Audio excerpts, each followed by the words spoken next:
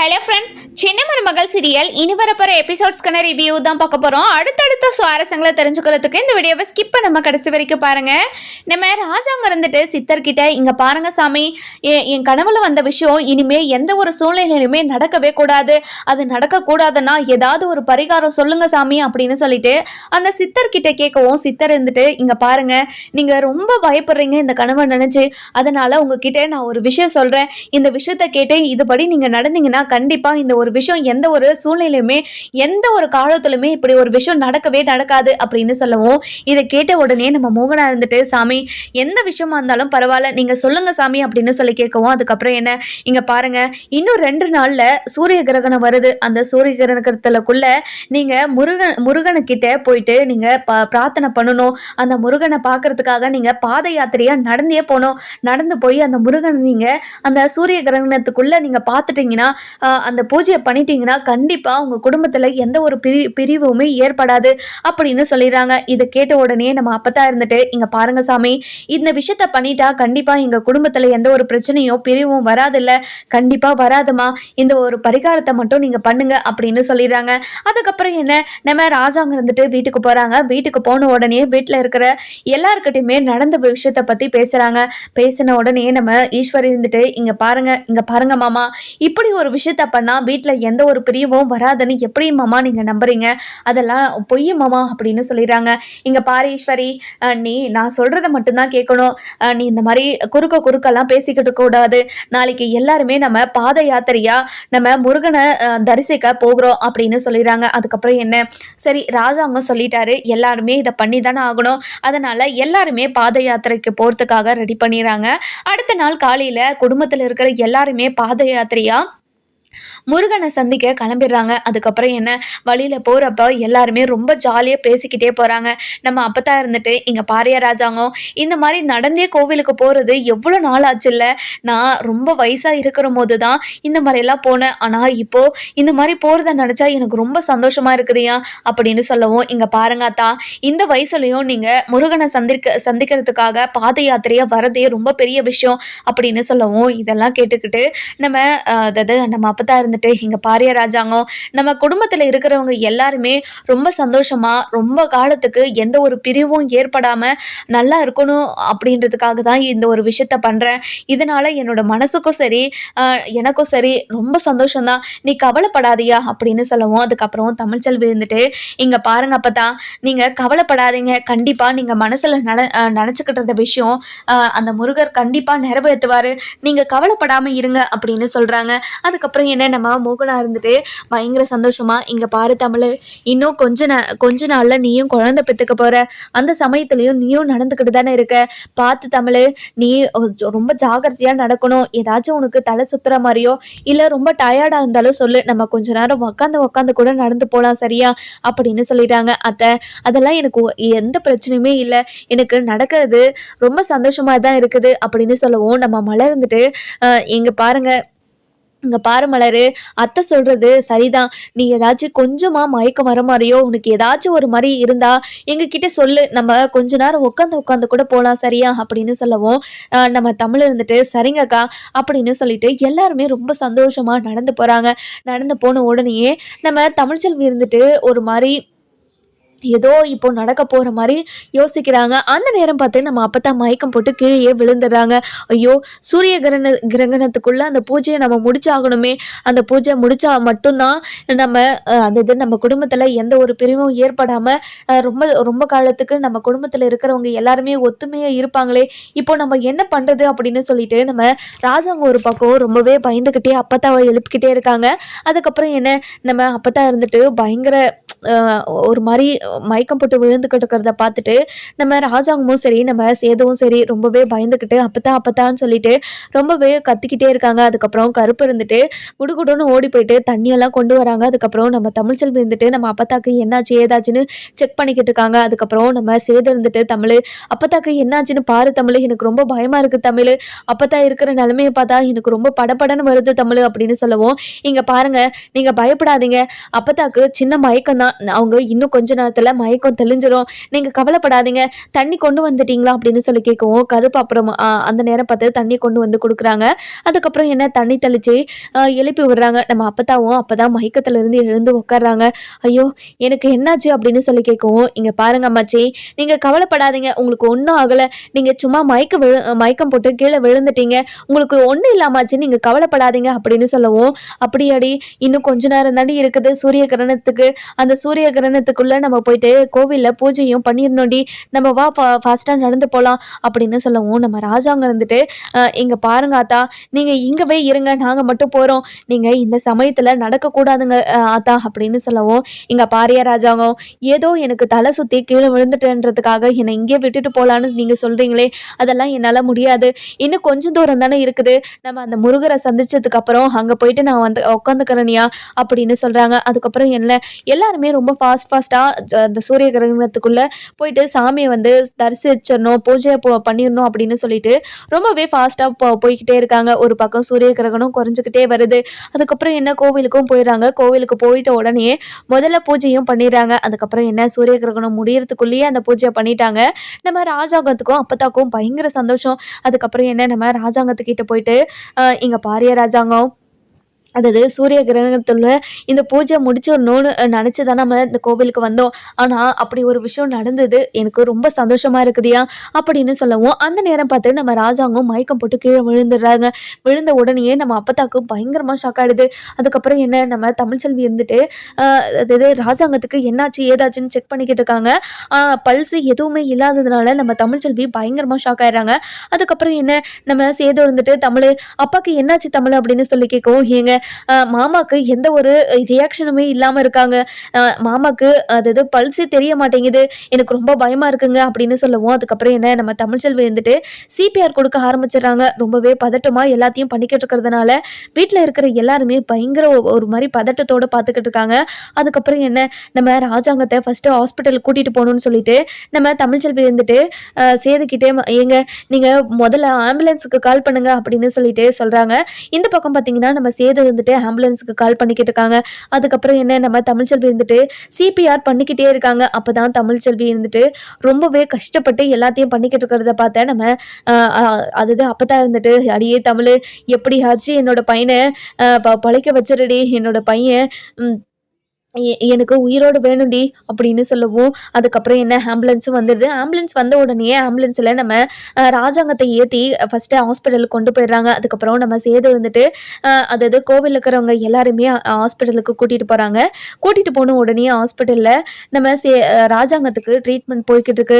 அதுக்கப்புறம் டாக்டர் வந்துட்டு ரொம்பவே சீரியஸாக ட்ரீட்மெண்ட் போய்கிட்டு இருக்கிறத பார்த்துட்டு நம்ம சேது இருந்துட்டு ரொம்பவே அழுதுகிட்டே இருக்காங்க. அதுக்கப்புறம் தமிழ்ச்செல்வி இருந்துட்டு, இங்கே பாருங்கள், மாமாவுக்கு எதுவுமே ஆகாது, நீங்க கவலைப்படாதீங்க, இங்க பாரு தமிழ், அப்பாவை நான் நடக்க வச்சிருக்க கூடாது, அப்பா ஏற்கனவே எத்தனையோ டைம் ஹாஸ்பிட்டலுக்கு போயிட்டு வந்துட்டாருல்ல, அதனால அப்பாவை நடக்க வச்சு நான் கூட்டிட்டு வந்திருக்க கூடாது, நான் பண்ணது மிகப்பெரிய தப்பு தான், ஏன்னா மன்னிச்சிரு தமிழ், அப்பாவுக்கு எதுவும் ஆகாது இல்ல, இங்க பாருங்க அந்த முருகர் கண்டிப்பா மாமாவை காப்பாத்துவாரு, நீ கவலையே படாதீங்க அப்படின்னு சொல்லவும், இங்க பாரு தமிழ், நான் இனிமே அப்பாவுக்கு இப்படி ஒரு கஷ்டத்தை கொடுக்கவே மாட்டேன், இனிமே அப்பாவை இப்படியெல்லாம் நான் விட மாட்டேன், எப்படியாவது அப்பாவை மட்டும் காப்பாற்றி கொடுத்துருங்க அப்படின்னு சொல்லிட்டு கையெடுத்து கும்பிட்டுக்கிட்டு இருக்கவும், அந்த நேரம் பார்த்து டாக்டர் வெளியே வராங்க.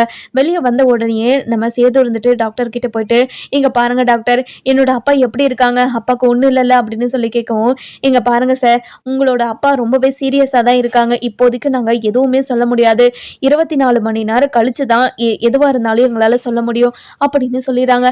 இதை கேட்ட உடனே நம்ம சேதுக்கு அப்படியே ரொம்பவே அழுக வந்தது. இங்க பாருங்க டாக்டர், உங்களை நான் கடவுளாக நினைச்சு கும்பிடுறேன் டாக்டர், என்னோட அப்பாவை நீங்க எப்படியாவது காப்பாத்திருங்க டாக்டர் அப்படின்னு சொல்லவும், இதை கேட்ட உடனே டாக்டர் இருந்துட்டு, இங்க பாருங்க, அதாவது இது எதுவுமே எங்களோட கையில இல்லை, நாங்க பண்ண வேண்டியதை எல்லாத்தையுமே பண்ணிட்டோம், இதுக்கு மேல எங்களால எதுவுமே பண்ண முடியாது, இன்னும் 24 மணி நேரம் அப்சர்வேஷன்ல இருந்தா மட்டும்தான் அவங்களோட கண்டிஷனே எங்களால சொல்ல முடியும், இப்போதைக்கு ரொம்ப சீரியஸா தான் இருக்காங்க அப்படின்னு சொல்லிடுறாங்க. இதை கேட்ட உடனே நம்ம அப்பத்தாவும் நம்ம சேதுவும் பயங்கரமா அழுக ஆரம்பிச்சிடறாங்க. அதுக்கப்புறம் முகுலா இருந்துட்டு, கடவுளே உங்களை சந்திக்க வந்ததுக்கு எங்களுக்கு எதுக்கு இவ்வளோ பெரிய சோதனையை கொடுக்குற, என் புருஷனை எப்படியாவது நீ தான் காப்பாற்றி கொடுக்கணும் முருகா, எப்படியாவது என்னோட புருஷனை காப்பாற்றி கொடுத்துரு அப்படின்னு நம்ம மோகனா ஒரு பக்கமும் அதுக்கப்புறம் மலர் இருந்துட்டு மோகனா கிட்ட போயிட்டு, இங்க பாருங்க அத்தை, நீங்க கவலைப்படாதீங்க, கண்டிப்பா மாமாக்கு எதுவுமே ஆகாது, நீங்க கவலைப்படாம இருங்க அப்படின்னு சொல்லவும், அதுக்கப்புறம் என்ன அந்த அதாவது ஹாஸ்பிட்டல்லே ஒரு சாமி இருக்கு இல்லையா, அங்க போயிட்டு நம்ம தமிழ்ச்செல்வி இருந்துட்டு, இங்க பாருங்க கடவுளே, உங்களை நம்பி தானே நாங்க உங்க உங்க தரிசனத்துக்கு வந்தோம். அப்படி இருக்கிறப்போ அந்த சூழ்நிலையிலேயே என்னோட மாமாக்கு இப்படி ஒரு சோதனையை கொடுத்துருக்கே, இந்த சோதனையை எதுக்காக கொடுத்துருக்க நீ? இங்க பாருங்க கடவுளே, என்னோட மாமாவை எங்க குடும்பத்துல இருந்து நீங்க பிரிச்சிடாதீங்க. நீங்க தான் என்னோட மாமா உசுரை எப்படியாவது காப்பாற்றணும் அப்படின்னு ரொம்பவே மனசு உருகி வேண்டிக்கிட்டு இருக்காங்க. அதுக்கப்புறம் நம்ம சேதுவும் வந்து, தமிழ் அப்பாவுக்கு எதுவும் ஆகாது இல்லை தமிழ் அப்படின்னு சொல்லவும், இங்க பாருங்க மாமாக்கு எதுவுமே ஆகாது, நீங்க கவலைப்படாதீங்க, மாமாவை பத்தி நீங்க கவலைப்பட்டுட்டு இப்படியெல்லாம் நீங்க பண்ணாதீங்க, கண்டிப்பா மாமாக்கு எந்த எந்த ஒரு பிரச்சனையும் வராது அப்படின்னு சொல்லிடுறாங்க. அடுத்த நாள் காலையில நம்ம சேது இருந்துட்டு அந்த கண்ணாடி வழியா நம்ம ராஜாங்கத்தை பார்த்துக்கிட்டே இருக்காங்க. அப்பா, உங்களுக்கு எதுவும் ஆகாதுங்கப்பா, கண்டிப்பா உங்களை நான் காப்பாற்றி வீட்டுக்கு கூட்டிட்டு வந்துருவோங்கப்பா, நீங்க கவலைப்படாதீங்க அப்படின்னு சொல்லிட்டு நம்ம ராஜாங்கத்துக்கிட்ட பேசிக்கிட்டு இருக்கவும், அந்த நேரம் பார்த்து டாக்டர் வராங்க. வந்த உடனே நம்ம சேது இருந்துட்டு, டாக்டர், என்னோட அப்பா இப்போ எப்படி இருக்காங்கன்னு இங்கே சொல்லவே இல்லை டாக்டர், எனக்கு ரொம்ப பயமா இருக்குங்க டாக்டர், நீங்க எல்லாரும் அமைதியா இருக்கவும், நீங்க நேற்று சொல்லிட்டு போன விஷயமும் நினைச்சாவே எனக்கு ரொம்ப கஷ்டமா இருக்குதுங்க டாக்டர், நீங்க எவ்வளோ செலவானாலும் பரவாயில்ல, ஆனா என்னோட அப்பாவை நீங்க காப்பாத்திடணும் டாக்டர் அப்படின்னு சொல்லவும், இதை கேட்ட உடனே நம்ம ராஜா அது நம்ம டாக்டர் இருந்துட்டு, இங்கே பாருங்கள் சார், நீங்கள் எங்கே கூட்டிகிட்டு போனாலும் அவங்களுக்கு இதே ட்ரீட்மெண்ட் தான் சார் கொடுப்பாங்க, நீங்கள் கவலைப்படாதீங்க, எங்களோட பெஸ்ட்டை நாங்கள் கொடுத்துருக்கோம், கண்டிப்பாக அந்த கடவுள் கையில் இருக்குது, நீங்கள் கவலைப்படாமல் இருங்க, கண்டிப்பாக உங்களோட அப்பா உங்களுக்கு உயிரோடு திரும்ப வருவாருன்னு நீங்கள் நம்பிக்கை வைங்க அப்படின்னு சொல்லிட்டு உள்ளே போகிறாங்க. உள்ளே போன உடனே நம்ம ராஜாங்கத்துக்கு பிபி அதாவது வைட்டல்ஸ் எல்லாமே செக் பண்ணி பார்க்குறாங்க. பார்த்த உடனே எல்லாமே கொஞ்சம் நார்மலாக தான் இருக்குது.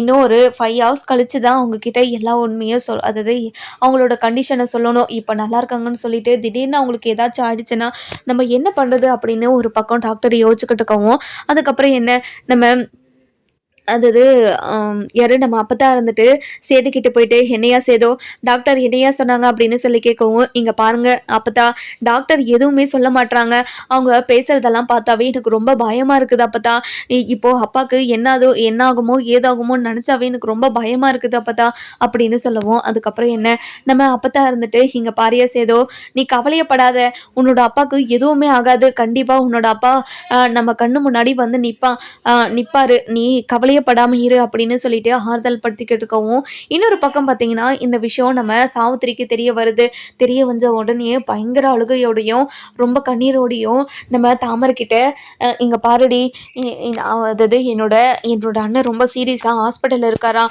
அந்த நிலமையில போயிட்டு நம்ம கூட நின்றாங்கன்னா கண்டிப்பாக நம்மளை அவங்க வீட்டில் சேர்த்துப்பாங்கடி, நம்ம போகலாம் வாடி அப்படின்னு சொல்லி கேட்கவும், இங்கே பாருமா, இந்த சூழ்நிலையை நம்ம பயன்படுத்தி நம்ம எப்படியாவது அந்த வீட்டுக்குள்ளே போயிடணுமா, இந்த காமேஷ் பிச்சை கூடலாம் என்னால் இருக்கவே முடியாதுமா, ப்ளீஸ்மா என்னை கூட்டிகிட்டு போயிடுமா அப்படின்னு சொல்லிட்டு கூட்டிகிட்டு போகிறாங்க. அதுக்கப்புறம் நம்ம ராஜாங்கத்தை இருக்க ஹாஸ்பிட்டலுக்கும் நம்ம காமேஷ் பிச்சை, அதுக்கப்புறம் நம்ம தாமரை, அதுக்கப்புறம் சாவித்திரி, இவங்க 3 பேருமே வராங்க.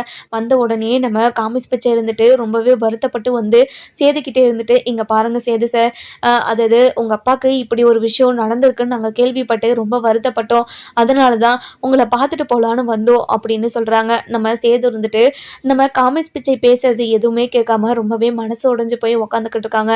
அதுக்கப்புறம் என்ன நம்ம சாவித்திரி இருந்துட்டு அப்பத்தா கிட்ட போயிட்டு, அம்மா இங்கே பாருங்கம்மா, அண்ணனுக்கு எதுவும் ஆகாதுங்கம்மா, நீங்கள் கவலைப்படாதீங்க அப்படின்னு சொல்லவும், இங்கே பாருடி, நீ எங்கடி இங்கே வந்த, எதுக்காகடி இங்கே வந்த, இந்த சூழ்நிலையை பயன்படுத்தி எப்படியாவது இந்த வீட்டுக்குள்ளே சேர்ந்துக்கலான்னு நினச்சி பார்த்தியா நீ, அப்படி ஒரு விஷயம் நடக்கவே நடக்காது, உன்னை பார்த்தா கண்டிப்பாக ராஜாங்கம் ரொம்ப கோவப்படுவான், அதனால முதல்ல இந்த இடத்த விட்டு நீ கிளம்புடி அப்படின்னு சொல்லவும், இங்கே பாருங்கம்மா, ஆமாம் அண்ணன் இப்படி ஒரு நிலைமையில இருக்கும்போது என்னால் எப்படிம்மா நிம்மதியாக என்னால் இருக்க முடியும், கண்டிப்பாக என்னால் இங்கேருந்து போக முடியாதும்மா, அண்ணனுக்கு எந்த ஒரு பிரச்சனையும் இல்லைன்னு டாக்டர் சொன்னால் மட்டும்தான் நான் இங்கேருந்து போவோம்மா அப்படின்னு சொல்லிடுறாங்க. அதுக்கப்புறம் என்ன டாக்டரும் வெளியே வராங்க. வெளியே வந்த உடனே நம்ம சேது இருந்துட்டு ரொம்பவே பதறி போயிட்டு, இங்கே பாருங்கள் டாக்டர், என்னோட அண்ணனுக்கு என்னாச்சு, என்னோட அப்பாவுக்கு என்னாச்சுங்க டாக்டர், என்னோட அப்பாவுக்கு இப்போது எதுவும் இல்லைல்ல, அவர் நல்லா இருக்கார்ல அப்படின்னு சொல்லி கேட்கவும், அதுக்கப்புறம் என்ன வீட்டில் இருக்கிறவங்க எல்லாருமே ஒருத்தராக ஒவ்வொரு கேள்வியாக டாக்டர்கிட்ட கேட்டுக்கிட்டே இருக்காங்க.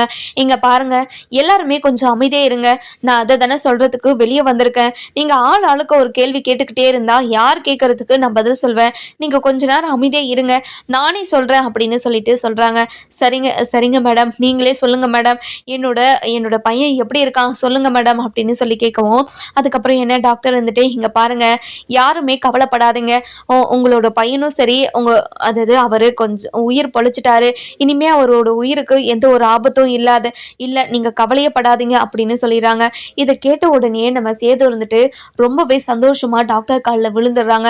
இங்கே பாருங்க, நீங்கள் காலிலெல்லாம் விழக்கூடாது, எழுங்க அப்படின்னு சொல்லிடுறாங்க. இங்கே பாருங்க மேடம், என்னோட அப்பாவோட உயிரை காப்பாற்றிருக்கீங்க. என்னோட அப்பா தான் என்னோட உசிரே. நீங்கள் என்னோட உசிரவை காப்பாற்றிருக்கீங்க. அப்படி இருக்கிறவங்களுக்கு நீங்கள் என்னோட சாமி தானே. நீங்கள் இப்படி ஒரு விஷயத்த சொல்லி என்னோட மனசை இவ்வளோ குளிர்ச்சியாக ஆப்பீங்கன்னு நினச்சி கூட பார்க்கல. எனக்கு ரொம்ப சந்தோஷமாக இருக்குது. என்னோட அப்பாவை நான் பார்க்கலாமா அப்படின்னு சொல்லி கேட்கவும், இதை கேட்ட உடனே இங்கே பாருங்கள், இன்னும் ஒரு கொஞ்ச நேரம் கழித்து அவங்கள நார்மல் வார்டுக்கு ஷிப் பண்ணுறதா இருக்கும். அதுக்கப்புறம் நீங்கள் எல்லாருமே போயிட்டு அவங்கள பார்க்கலாம். அது வரைக்கும் கொஞ்ச நேரம் நீங்கள் பொறுமையாக இருங்க அப்படின்னு சொல்லிடுறாங்க. அதுக்கப்புறம் என்ன, வீட்டில் இருக்கிற எல்லாருமே அப்போ தான் கொஞ்சம் நிம்மதியாகிறாங்க. அதுக்கப்புறம் தமிழ்ச்செல்வி இருந்துட்டு இங்கே பாருங்கள், நான் தான் உங்ககிட்ட சொன்னேன்ல, மாமாவுக்கு எதுவும் ஆகாது, நீங்கள் கவலைப்படாதீங்க. இங்கே பாரு தமிழ், நீ தான் கரெக்டான டைமுக்கு அப்பாவுக்கு நீ சிபிஆர் பண்ணதுனால தான் அப்பா இப்போது உயிரோடு இருக்காரு. ரொம்ப நன்றி தமிழ், நீ இருக்கிறதுனால மட்டும்தான் என்னோட அப்பா இப்போ உயிரோடு இருக்காரு. ரொம்ப நன்றி தமிழ் அப்படின்னு சொல்லிட்டு கையெடுத்து கும்பிடவும், இங்கே பாருங்கள், மாமாவோட உசுரை காப்பாற்றுறது என்னோட வேலை தானேங்க. அது மட்டும் இல்லாமல் நான் டாக்டருக்கு தானே படிச்சிருக்கேன். மக்களுக்கு சேவை பண்ணுறதுக்காக தானே இப்படி ஒரு படிப்பையே நான் படிச்சிருக்கேன். நீங்கள் கவலைப்படாதீங்க, கண்டிப்பாக மாமாவுக்கு எந்த ஒரு பிரச்சனையும் வராது. இனிமேல் எந்த ஒரு பிரச்சனையும் வராதபடி நாம் பார்த்துக்கலாம், சரிங்களா அப்படின்னு சொல்லவும், சரி தமிழ் அப்படின்னு சொல்லிடுறாங்க. நம்ம ராஜாங்கத்தை நார்மல் வார்டுக்கும் ஷிப் பண்ணிடுறாங்க. போன உடனே நம்ம ராஜாங்கத்துக்கிட்ட எல்லாருமே போய் பேசுகிறாங்க. அதுக்கப்புறம் நம்ம சேது இருந்துட்டு பயங்கர அழுகையோட நம்ம ராஜாங்கத்துக்கிட்ட போயிட்டு, அப்பா திடீர்னு நீங்கள் மயக்கம் போட்டு கீழே விழுந்துட்டீங்கப்பா, நீங்கள் இப்படி ஒரு நிலமையில இருக்கிறத பார்த்துட்டு எனக்கு ரொம்ப ரொம்ப ரொம்ப பயந்துட்டேன் நான். அது மட்டும் இல்லாமல் நீங்கள் மூச்சு பேச்சு இல்லாமல் இருக்கீங்கன்னு தமிழ்ச்செல்வி சொன்னதுமே எனக்கு ரொம்ப ரொம்ப பயந்துட்டேன். அதுக்கப்புறம் தமிழ்ச்செல்வி தான் உங்களுக்கு சிபிஆர் பண்ணி ஹாஸ்பிட்டல் கொண்டு வந்து சேர்த்துனா, அவளால் மட்டும்தான் நீங்கள் இப்போ உயிரோடு இருக்கீங்க அப்படின்னு சொல்லவும், இதை கேட்ட உடனே நம்ம அப்பத்தா இருந்துட்டு, இங்கே பாருடி, என்னோட குளத்தை காக்க வந்தவர் நீ, உன்னை பார்த்தா எனக்கு அவ்வளோ சந்தோஷமாக இருக்குது. ஒவ்வொரு தடவையும் என்னோட பையன் ஆபத்தில் இருக்கிற போது நீ தாடி என்னோட பையனை காப்பாற்றிருக்க, ரொம்ப நன்றிடி தமிழ் அப்படின்னு சொல்லவும், இங்கே பாருங்க அம்மாச்சி, நீங்கள் போய் எதுக்காக எனக்கு மன்னிப்பாலாம் இந்த மாதிரியெல்லாம் பேசுகிறீங்க, இந்த மாதிரிலாம் பேசாதீங்க அப்படின்னு சொல்லிட்டு நம்ம அம்மாச்சி கிட்டே சொல்லவும், அதுக்கப்புறம் என்ன, நம்ம ராஜாங்கத்துக்கிட்ட போயிட்டு, இங்கே பாரியா ராஜாங்கம் இப்போ எப்படியா இருக்க உனக்கு அப்படின்னு சொல்லி கேட்கவும், அம்மாச்சி ஆத்தா எனக்கு இப்போது கொஞ்சம் நல்லா இருக்கா ஆத்தா, நான் திடீர்னு மயக்கம் போட்டு விழுந்தது எனக்கே தெரியலங்க ஆத்தா, அப்படியே ஒரு நிமிஷத்தில் எனக்கு என்ன நடக்குதுன்னு தெரியாமல் அப்படியே நான் மயக்கம் போட்டு கீழே விழுந்துட்டேன். அதுக்கப்புறம் என்ன நடந்துச்சு ஏது நடந்துச்சுன்னு எனக்கு எதுவுமே தெரியல ஆத்தா அப்படின்னு சொல்லிடுறாங்க. அதுக்கப்புறம் என்ன டாக்டர் வராங்க. வந்த உடனே நம்ம ராஜாங்கத்துக்கிட்ட வந்து, இங்கே பாருங்கள் சார், நீங்கள் இப்போது எப்படி இருக்கீங்க அப்படின்னு சொல்லி கேட்கவும், டாக்டர் நான் நல்லா இருக்கேன் டாக்டர். சரிங்க, உங்களை நான் இப்போவே டிஸ்சார்ஜ் பண்ணுறேன். உங்களுக்கு ஏதாச்சும் தொந்தரவாக இருந்தால் நீங்கள் திரும்பவும் ஹாஸ்பிட்டல் வர மாதிரி இருக்கும். நீங்கள் ஏதாச்சும் தொந்தரவாக இருந்தால் மட்டும் வாங்க, உங்களுக்கு டேப்லெட் எல்லாம் எழுதி கொடுத்துருக்கேன், அது டைமுக்கு நீங்கள் இந்த மாத்திரையை மட்டும் எடுத்துக்கணும், சரிங்களா அப்படின்னு சொல்லிடுறாங்க. அதுக்கப்புறம் என்ன, நம்ம ராஜாங்க இருந்துட்டு சரிங்க மேடம் சொல்லிட்டு அதாவது மாத்திரை எல்லாத்தையும் வாங்கிட்டு டிஸ்சார்ஜ் ஆகி வீட்டுக்கு போகிறாங்க. வீட்டுக்கு போன உடனே நம்ம தமிழ்ச்செல்வி இருந்துட்டு ராஜாங்கத்துக்கு ஆரத்தி எடுத்து வீட்டுக்குள்ளே கூட்டிகிட்டு போகிறாங்க. அதுக்கப்புறம் என்ன, வீட்டு வாசல்லையே நம்ம அதாவது சாவுத்திரி, அதுக்கப்புறம் நம்ம காமேஷ் பிச்சை, தாமரை, இவங்க 3 பேருமே வீட்டு வாசலில் நிற்கிறத பார்த்துட்டு ரொம்பவே கோவமா, இங்கே பாருங்க அத்தா, இவங்களை யார் இந்த வீட்டுக்குள்ளே சேர்த்துனது, இவங்க யார் இந்த வீட்டுக்குள்ளே வரத்துக்கு அப்படின்னு சொல்லி கேட்கவும், இங்கே பாரியா ராஜாங்கம், நீ இந்த நிலைமையில இருக்குன்னு தெரிஞ்சு உன்னை பார்க்க வந்திருக்காயா அப்படின்னு சொல்கிறாங்க. இதை கேட்ட உடனே நம்ம சாவுத்திரி இருந்துட்டு, இங்கே பாருங்கண்ணே, என்னோட பொண்ணு ஏதோ புத்தி இல்லாமல் இப்படி ஒரு வேலையை பண்ணிருச்சுங்கண்ணே, என்னை மன்னிச்சிருங்கண்ணே, நானும் விசாரிச்சிருக்கணும், நான் விசாரிக்காம என்னோட பொண்ணை அவன் கழுத்தில் தாலியை கட்ட சொன்னது நான் பெரிய தப்பு தானே, என்னை மன்னிச்சிருங்கண்ணே, எங்களால் வெளியே தங்க முடியலண்ணே, அது பிளாட்ஃபாரத்தில் எங்களால் இருக்க முடியலண்ணே. எங்களை மன்னிச்சு இந்த வீட்டுக்குள்ளே ஏற்றுக்கோங்கண்ணே ப்ளீஸ்ண்ணே அப்படின்னு சொல்லிட்டு காலில் போய் விழுந்து மன்னிப்பு கேட்குறாங்க. அடியே தாமரை, வாடி வாடி, என்னோட அண்ணனோட காலில் விழுந்து மன்னிப்பு கேளுடி அப்படின்னு சொல்லவும் நம்ம தாமரை இருந்துட்டு ராஜாங்கத்து காலில் விழுந்து, மாமா என்னை மன்னிச்சிருங்க மாமா, எனக்கு எப்பேற்பட்ட வாழ்க்கையை அமைச்சு கொடுக்கறதுக்காக இருந்தீங்க, ஆனால் நான் அது எதுவுமே புரிஞ்சுக்காம என்னோட வாழ்க்கையை நாசம் பண்ணிக்கினேனே, இங்கே பாருங்க மாமா, என்னை மன்னிச்சிருங்க மாமா அப்படின்னு சொல்லிட்டு காலில் விழுந்து மன்னிப்பு கேட்குறாங்க. அதுக்கப்புறம் நம்ம ராஜாங்க இருந்துட்டு என்ன பண்றது, கூட பிறந்தவளா ஆயிடுச்சேன்னு சொல்லிட்டு, இங்க பாருங்க அத்தா, இனிமே நான் இருக்கிறப்ப இவங்க என் கண்ணு முன்னாடி படவே கூடாது, இந்த வீட்டில் இருந்துக்கிட்டோம், ஆனா நான் இருக்கிறப்போ இவங்க யாருமே என் கண்ணில் படவே கூடாது அத்தா அப்படின்னு சொல்லிடுறாங்க. இதை கேட்ட உடனே, அண்ணன் நீங்க இப்படி ஒரு வார்த்தை சொல்லுவீங்கன்னு நினைச்சு கூட பார்க்கலண்ணே, ரொம்ப ரொம்ப ரொம்ப சந்தோஷண்ணே அப்படின்னு சொல்லிட்டு கையெடுத்து கும்பிட்றாங்க. இதை கேட்ட ஈஸ்வர் இருந்துட்டு, இங்க பாருங்க மாமா, இவங்களை வீட்டுலலாம் சேர்த்தாதீங்க மாமா, கண்ட கண்ட பிச்சைக்கார நாயங்களெல்லாம் வீட்டுக்குள்ளே சேர்த்துக்கணுமா அப்படின்னு சொல்லி கேட்கவும், இங்கே பாருங்க மதனி, என்ன மதனி, இந்த வீட்டுக்குள்ளே நீங்களும் இருக்கீங்க தானே, நீங்களும் இருக்கீங்க, இப்போ நான் இருக்கிறதுல உங்களுக்கு என்ன பிரச்சனை, இங்கே பாருங்க மதனி, இப்படியெல்லாம் பேசிக்கிட்டு இருக்காதீங்க அப்படின்னு சொல்லவும், அதுக்கப்புறம் என்ன நம்ம காமிஸ் பிச்சை இருந்துட்டு நம்ம ஈஸ்வரி கிட்ட என்ன என்ன என்ன பேசிக்கிட்டு இருக்கீங்க நீங்கள், இங்கே பாருங்க, எங்களை பார்த்தா உங்களுக்கு பிச்சைக்காரங்க மாதிரி தெரியுதா, ஆமாம் பிச்சைக்காரங்களை பிச்சைக்காரங்க தானே சொல்ல முடியும், வேற என்ன சொல்றீங்க அப்படின்னு சொல்லி கேட்கவும், அதுக்கப்புறம் நம்ம அப்பதான் இருந்துட்டு, அடியே ஈஸ்வரி, கொஞ்ச நேரம் அமைதியை இருடி, அவனே இப்பதான் மனசு மாறி என்னோட பொண்ணை வீட்டுக்குள்ள சேர்த்துக்கிறேன்னு சொல்லியிருக்கான், அவங்க எந்த வீடு எதுவுமே இல்லாம அவங்க எங்கடி போவாங்க, அவங்க வேற எங்க போக முடியும், அவங்களால எங்கேயும் போக முடியாதுடி, அதனாலதான் இங்க இருக்காங்க, இங்க பாரு, இதை எதுவுமே பெருசுப்படுத்தாம எல்லாரும் உள்ள வாங்கடி அப்படின்னு சொல்லிடுறாங்க. அதுக்கப்புறம் என்ன, நம்ம சாவித்திரி இருந்துட்டு பயங்கர சந்தோஷமா உள்ள போறாங்க. உள்ள போன உடனே நம்ம காமிஸ் பிச்சை இருந்துட்டு, இந்த பேலஸ்ல என்னோட ரூம் எங்க இருக்கு அப்படின்னு சொல்லி கேட்கும். இதை கேட்ட உடனே நம்ம அப்பா இருந்துட்டு, எடே இங்க பாருடா, நீ இந்த வீட்டுக்குள்ள சேர்த்துனதே ரொம்ப பெரிய விஷயம், உன்னோட ரூம் வேற கேட்குறியா, நீ இங்க பாரு, இந்த வீட்டை விட்டு போடா நீ ஃபர்ஸ்ட் அப்படின்னு சொல்லி சொல்றாங்க. இதை கேட்ட உடனே நம்ம தாமரை இருந்துட்டு, இங்க பாருங்க அப்பதான் எப்படியாவது காமிஸ் பிச்சையை என் கூட இருந்து பிரிச்சிருங்க அப்பதான், எனக்கும் காமிஸ் பிச்சைக்கும் டிவோர்ஸ் வாங்கி கொடுத்துருங்க அப்பதான் அப்படின்னு சொல்லி கேட்கவும், இங்க பாருடி, இப்படி முட்டாள்தனமா போய் ஏமாந்து நிக்கிறீங்களே, அது சின்ன குழந்தைக்கு கூட இவன் சொல்றதெல்லாம் பொய்ன்னு தெரியும்டி, எப்படி இவனை நம்பினீங்க அப்படின்னு சொல்லி கேட்கவும், இங்கே பாருங்கம்மா, இவன் எங்களை நம்புற மாதிரி இவன் கூட நிறைய ஆளுங்களெல்லாம் செட் பண்ணி எங்களை நம்ப வச்சுட்டாமா, நான் என்ன பண்ணுவேன், இங்கே பாருமா, என்னை மன்னிச்சிருமா, நான் பண்ணதெல்லாம் மிகப்பெரிய தப்பு தாம்மா, இங்கே பாருடி, என் கண்ணு முன்னாடியே நிற்காத, முதல்ல இங்கேருந்து போடி அப்படின்னு சொல்லிடுறாங்க. அதுக்கப்புறம் என்ன, நம்ம ஈஸ்வரி இருந்துட்டு காமிஸ் பிச்சையை தனியாக கூட்டிகிட்டு போய் பேசுகிறாங்க. அதுக்கப்புறம் என்ன, நம்ம தாமரை இதெல்லாம் கேட்டுட்டு ரொம்பவே கோவமாக போயிட்டு என்ன தான் பேசுகிறாங்கன்னு சொல்லிட்டு கிட்ட நின்று பார்க்குறாங்க. அதுக்கப்புறம் நம்ம ஈஸ்வரி இருந்துட்டு, இங்கே பாருங்க மிஸ் பிச்சை, எதுக்காக இந்த வீட்டுக்கு வந்தீங்க, அந்த தாமரைக்கு ஒரு பிச்சைக்காரனை கல்யாணம் பண்ணி வைக்கணும்னு தான் ஒரு பிளானை போட்டு உங்களை கல்யாணம் பண்ணி வச்சேன், அப்படி இருக்கும்போது அவங்கள எல்லாரையும் இந்த வீட்டுக்குள்ளே வந்து உட்கார வச்சுட்டீங்களே, முதல்ல இந்த வீட்டை விட்டு போங்க அப்படின்னு சொல்லவும், இதை கேட்ட காமிஸ் பிச்சை இருந்துட்டு, இங்கே பாருங்க மேடம், என்னோட லட்சியம் உங்களுக்கு முழுசாக தெரியும் தானே, தெரிஞ்சிருந்து இப்படியெல்லாம் பேசிக்கிட்டு இருக்கீங்க, இங்கே பாருங்க மேடம், ஒரு பணக்கார பொண்ணை கல்யாணம் பண்ணிக்கிட்டு 3 வேளையும் ஓசிலே சாப்பிடணும் தான் என்னோட லட்சியமே, அப்படி ஒரு நிலைமை எனக்கு வரப்போ எப்படி நான் இந்த வீட்டுக்கு வராமல் இருக்க முடியும் அப்படின்னு சொல்லவும், இதை கேட்ட உடனே நம்ம தாமரைக்கு பயங்கரமா ஷாக் ஆயிடுது. அதுக்கப்புறம் என்ன, நம்ம தாமரை இருந்துட்டு பயங்கர கோவத்தோடையும் அவசியத்தோடையும் நம்ம சாவித்திரியை கூட்டிட்டு வராங்க. கூட்டிட்டு வந்து, இங்க பாருமா, இவங்க தான்மா நான் இப்படி ஒருத்தனை கல்யாணம் பண்ணதுக்கு காரணமே, இவங்க தான் பிளான் போட்டு இப்படி ஒரு கல்யாணத்தை நமக்கு பண்ணி வச்சிருக்காங்க அப்படின்னு சொல்லவும், இதை கேட்ட உடனே சாவித்திரிக்கு பயங்கர கோவம் வந்து நம்ம சாவித்திரி இருந்துட்டு ஈஸ்வரி கிட்ட போயிட்டு, இங்க பாருங்க மதனி, நீங்க இப்படி ஒரு கேவலமான வேலையை பண்ணியிருக்கீங்களே, ஒரு பொண்ணோட வாழ்க்கையிலே இப்படி விளையாடிக்கிறீங்களே, உங்களுக்கு மனசாட்சிருந்து ஒன்று இருக்குதா இல்லையா அப்படின்னு சொல்லி கேட்கவும், இங்கே பாருங்க அத்தாச்சி, நீங்கள் என்ன பேசுகிறீங்கன்னு எனக்கு தெரியல அப்படின்னு சொல்லவும், இங்கே பாருங்க மதனி, நீங்கள் பேசிக்கிட்டு இருந்தது எல்லாத்தையும் நாங்கள் கேட்டுட்டோம், இப்படி என் பொண்ணு பிச்சைக்காரனை கல்யாணம் பண்ணிட்டு இருக்கிறது காரணமே நீங்கள் தானே பிளான் போட்டு இப்படி ஒரு வேலையை பண்ணி வச்சிங்க அப்படின்னு சொல்லவும், இதை கேட்ட உடனே நம்ம ஈஸ்வரி சிரிக்க ஆரம்பிச்சிடறாங்க.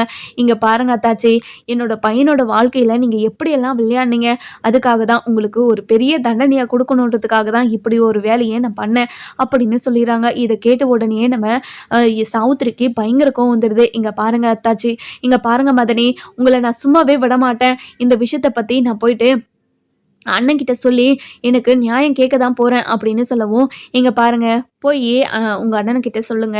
சொல்லி நியாயத்தை கேளுங்க. நான் என்ன உங்ககிட்ட வந்து இந்த பிச்சைக்காரனை கல்யாணம் பண்ணிக்கோங்க பண்ணிக்கோங்கன்னு நானா சொன்னேன்? நீங்களா போயிட்டு என் பொண்ணை கல்யாணம் பண்ணிக்கோன்னு சொல்லிட்டு நீங்கள் தானே அவன் பின்னாடி போய் நின்றீங்க. இதுக்கும் எனக்கும் என்ன சம்மந்தமும் இல்லைன்னு நான் கண்டிப்பாக தப்பிச்சிருவேன் அப்படின்னு சொல்லவும், மா இங்கே பாருங்கம்மா, இவங்கள நம்ம சும்மாவே விடக்கூடாதும்மா. என்னோட வாழ்க்கையில் இப்படி ஒரு விஷயத்த அவங்க பண்ணிட்டாங்கல்ல, அவங்க வாழ்க்கையில் இனிமேல் நிம்மதியே இல்லாத மாதிரி நான் பண்ணுறேம்மா அப்படின்னு சொல்லிடுறாங்க. அதுக்கப்புறம் என்ன, நம்ம ஈஸ்வரி வந்துட்டு ரொம்பவே கொடூரமாக யோசிச்சுக்கிட்டு இருக்காங்க. நம்ம சாவித்திரி அதாவது சாவித்திரி வந்துட்டு ஈஸ்வரியை பழி வாங்கலாம் மாட்டாங்களான்னு சொல்லிட்டு நம்ம வர எபிசோடில் பார்க்கலாம். இந்த வீடியோ உங்களுக்கு பிடிச்சிருந்தா லைக்